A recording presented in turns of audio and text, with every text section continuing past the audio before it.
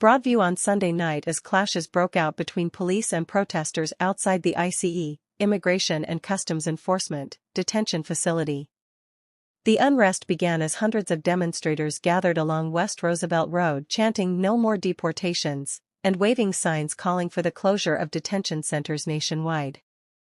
What started as a peaceful rally soon descended into confrontation when protesters formed a human blockade at the facility's main entrance, halting traffic and preventing ICE transport vans from entering or leaving the premises. Witnesses reported that police officers issued several warnings before moving in to clear the area. Within minutes, the situation spiraled into chaos.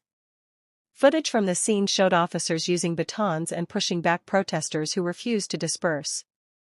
Several demonstrators were dragged to the ground and handcuffed, while others were hit with pepper spray as the crowd scattered. Shouts of "shame" and "let them go" echoed through the air as law enforcement tried to restore order.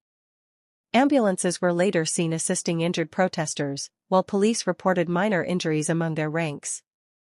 The Chicago Police Department said the use of force was necessary after protesters became aggressive and attempted to breach the facility's gates.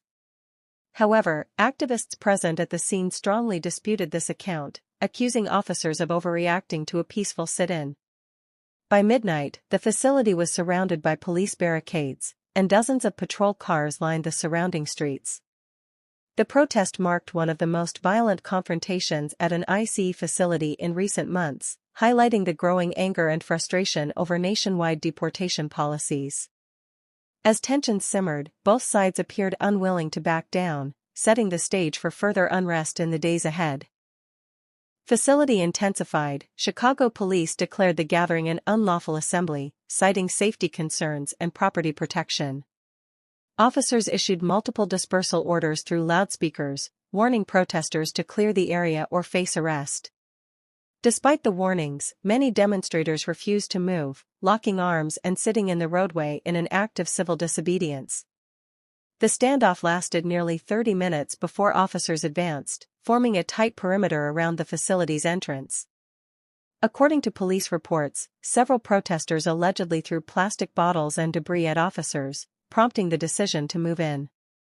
Riot units equipped with shields, helmets, and batons pushed through the crowd, forcing demonstrators to retreat toward nearby streets.